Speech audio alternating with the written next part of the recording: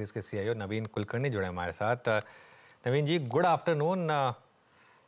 क्या mid cap small cap में अब क्लियरली वो जो हम काफ़ी समय से डिस्कस कर रहे थे कि शायद थोड़े से बबल्स बन रहे हैं, क्या अब मार्केट उसके मतलब उसके हिसाब से एक्ट कर रहा है? क्या अब वार्निंग आ रही है कि अब आप मिड कैप और स्मॉल कैप में थोड़ा अगर लाइट हो जाएंगे तो बेटर रहेगा? हाँ, क्लियरली। सो जहाँ तक mid caps small caps specially small caps का सवाल है, क्योंकि मिड कैप्स भी अभी देखेंगे उनका मार्केट कैपिटलाइजेशन काफी बड़ा हो चुका है। तो स्मॉल कैप्स का जो स्पेस है जहाँ पे एक्चुअली कंसर्न्स इलिक्विडिटी के आते हैं, तो वहाँ पे जो करेक्शन आना था वो आना चालू हुआ है।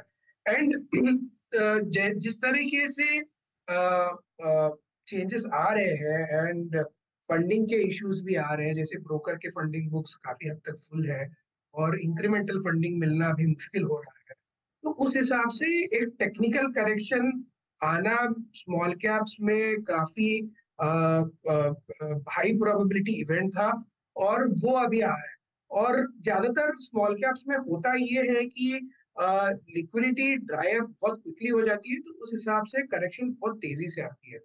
तो अगर आप देखेंगे आज सुबह भी काफी mid cap small cap stocks थे, वो 10% डाउन हो चुके थे, थोड़ा बहुत रिकवर किए हैं। But overall small cap correction का जो ट्रेंड है, ये अभी मुझे लगता है कि थोड़े और दिन तक चलेगा।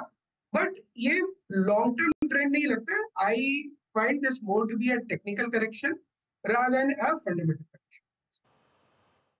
ओके, बट जैसा भी हो नवीन जी, ये जो करेक्शन है, जो पैसा एग्जिट कर रहा है इन स्टॉक्स पे से, ये दो तीन स्पेस जो कि लार्ज कैप में इसका पॉसिबल डेस्टिनेशन होंगे, वो क्या होंगे?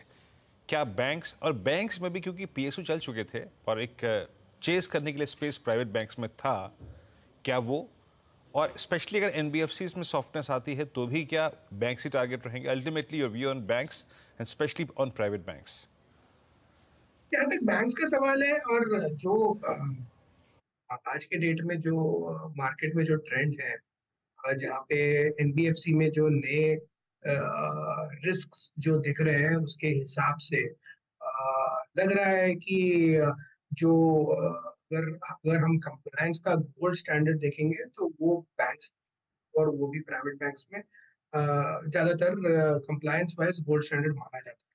तो वहाँ पे चैलेंजेस रेगुलेशन के हिसाब से मुझे लगता है काफी कम आ सकते हैं। तो उस हिसाब से बिजनेस कंटिन्यूटी के चैलेंजेस लगभग जीरो है।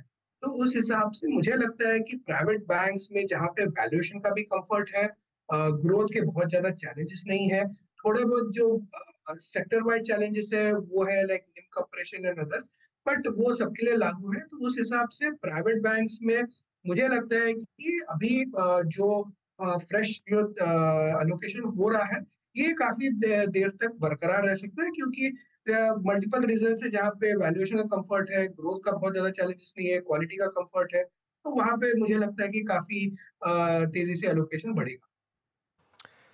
एक और स्पेस जहां पर काफ़ी शानदार मूव्स रहे हैं वो है फार्मास्यूटिकल्स।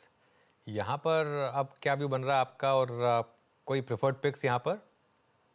सिर्फ फार्मास्यूटिकल्स का जो स्पेस है, ये आ, मतलब हमेशा से मतलब स्टॉक स्पेसिफिक स्पेस रहा है। यहाँ पे कभी कभी लार्ज कैप्स अच्छे करते हैं, कभी कभी select small cap mid cap अच्छे करते हैं। बट इन जनरल अगर ये सेक्टर को हम देखेंगे तो यहाँ पे वैल्यूएशंस काफी रीजनेबल है। और अगर हम देखेंगे कि लास्ट 1 ईयर में, लास्ट ईयर जब हम स्टार्ट किए थे तो उस टाइम पे भी हमारा जो एक्सपेक्टेशन था फार्मा सेक्टर पे वो पॉजिटिव ही था। तो यहाँ पे अभी भी हमारा व्यू पॉजिटिव ही है। तो अगेन ये सेक्टर में लार्ज कैप्स में कंफर्ट है हमको। For example let's say sun pharma हो गया, या डॉक्टर रेड्डीज भी हो गया, तो यहाँ पे वैल्यूएशन वाइज भी कंफर्ट है एंड ग्रोथ पोटेंशियल भी मुझे ठीक लगता है। तो उस हिसाब से जो इम्प्रूवमेंट आ रहे हैं इन दी ओवरऑल बिजनेस फंडामेंटल्स, तो उस हिसाब से मुझे लग रहा है कि अर्निंग्स ट्रेजेक्टरी में अर्निंग्स कटने की संभावना ऑलमोस्ट जीरो है एंड अर्निंग्स अपग्रेड की संभावना थोड़ी ज्यादा है। तो उस हिसाब से रिस्क रिवॉर्ड काफी फेवरेबल है फार्मा में।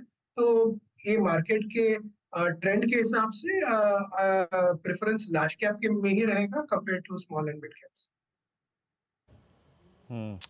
अच्छा नवीन जी, इस बार की जो मंथली सेल्स फिगर्स थे, चाहे वो टू व्हीलर सेगमेंट में हो, कमर्शियल व्हीकल सेगमेंट में हो, पैसेंजर व्हीकल सेगमेंट में हो, कैसी लगी आपको? और बाजार ने तो थम्स अप दिया है। आई मीन ज़्यादातर पैसेंजर व्हीकल सेगमेंट के stocks all time high trajectory पे ट्रेड करते हुए, एंड सिर्फ मगर आप टाटा मोटर्स को देखिए, आप हीरो ये मारुति को देखिए, आप M&M को देखिए, अभी ऑटो में चेस करने लायक स्पेस। आई मीन मैं जब ऑटो बोल रहा हूँ तो मैं सब कुछ का यहाँ पे जिक्र कर रहा हूँ, that passenger, commercial, to wheeler segment, battery stocks, tyre stocks, इनमें से ज़्यादा स्पेस कहाँ पर बचा है चेस करने लायक? जहाँ तक ऑटो सेक्टर का सवाल है, अगर आप देखेंगे इसमें जैसे देखते हैं पैसेंजर व्हीकल है, टू व्हीलर्स है और इसके अलावा जो कमर्शियल व्हीकल्स है, राइट। तो पैसेंजर व्हीकल जो सेगमेंट है ये जनरली अगर आप देखेंगे तो जैन फेब मार्च का जो पीरियड होता है ये टिपिकली लास्ट क्वार्टर होता है, राइट। दिसंबर के महीने में ऑब्वियसली थोड़ी सी सॉफ्टनेस होती है, एनुअल प्लांट शटडाउन्स होते हैं, बहुत सारी चीजें होती है, एंड लास्ट क्वार्टर में एनुअल टारगेट्स का काफी ज्यादा प्रेशर होता है, तो उस हिसाब से वॉल्यूम्स आल्सो जनरली पिकअप। तो ये मेरे हिसाब से कोई नया out of the world trend नहीं है, ये this is on expected lines. हालांकि of course numbers continue to be pretty good. इसके अलावा यहाँ पे थोड़े बहुत और बेनिफिट्स आए, जैसे कि टाटा मोटर्स में there has been a corporate development जहाँ पे कंपनी को स्प्लिट करके दो कंपनीज लिस्ट करेंगे, so on and so fourth, value unlocking हो रही है। तो वो इफेक्ट पूरे ऑटो सेक्टर पे भी आया हुआ है। जैसे टाटा मोटर्स में है तो ऑब्वियसली M&M में भी संभावना है कि वहाँ पे वैल्यू अनलॉकिंग की का पोटेंशियल काफी ज्यादा है। जब ये स्टॉक्स री-रेट होते हैं तो obviously it has a effect on the other stocks in the sector also, तो उसके हिसाब से मारुति भी थोड़ा सा ठीक कर रहा है।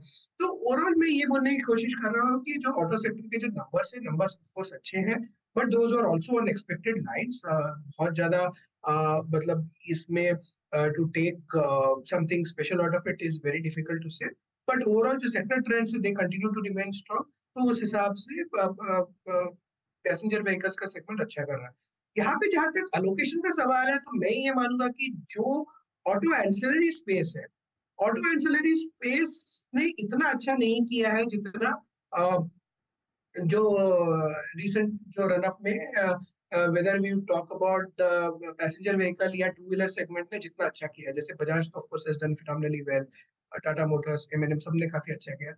उस हिसाब से जो ऑटो एंसिलरी स्पेस है ये थोड़ा लैक किया है, एंड यहाँ पे मुझे लगता है कि अभी थोड़े से मल्टीपल्स भी थोड़े से रीजनेबल हुए हैं, right, compare to what they were. So auto ancillary space पे ध्यान देना चाहिए, और मुझे लगता है कि ये स्पेस में इंप्रूवमेंट आ सकती है, और ये नेक्स्ट 6 महीने में ये स्पेस काफी अच्छा रिटर्न दे सकती है। ओके, तो ऑटो एंसिलरीज एक पॉकेट रहेगा जहाँ पर इंटरेस्ट बढ़ता हुआ। टेक्नोलॉजी पर अब आपकी क्या स्ट्रैटेजी रहेगी नवीन, कंसिडरिंग ऑफ कोर्स आज एक दिन का मूव है, लेकिन उम्मीद तो सभी लोग ये कह रहे हैं कि वो क्लैरिटी आती हुई दिखाई देगी, रेट कट साइकिल अमेरिका में जल्द शुरू होता हुआ दिखाई देगा, मार्च नहीं तो जून सही, and we are not that far considering हम अब फरवरी में आ चुके हैं। क्या एक्सपोजर लेना शुरू करेंगे, और दिग्गज वर्सेस मिड कैप्स किस पर प्रेफरेंस रहेगी आपकी? जहां तक IT सेक्टर का सवाल है, वहां पे जो इन्वेस्टेबल कैंडिडेट्स जो वैल्यूएशन के हिसाब से बनते हैं वो दिग्गज ही लगते हैं, क्योंकि मिड कैप स्पेस काफी ज्यादा एक्सपेंसिव है और रहेंगे, लेकिन वहाँ पे वैल्यूएशन के चैलेंजेस मुझे लगता है कि थोड़े ज्यादा सीरियस हो गए then we were looking at. तो दिग्गज ऑफ कोर्स बेटर लगते हैं compare to small caps and mid caps. जहां तक फ्रेश इन्वेस्टमेंट का सवाल है, तो मैं बोलूंगा कि ये सेक्टर अभी भी क्लैरिटी आने के लिए थोड़ा टाइम लगेगा। हालांकि ये साल में इम्प्रूवमेंट आने की संभावना काफी ज्यादा है कंपेयर टू लास्ट ईयर। थोड़े बहुत जो इनिशियल कैंपस लेवल पे जो हायरिंग की एक्टिविटी लग रही है वो भी थोड़ा सा मतलब पिकअप कर रहा है, थोड़ा सा पॉजिटिवनेस दिख रहा है।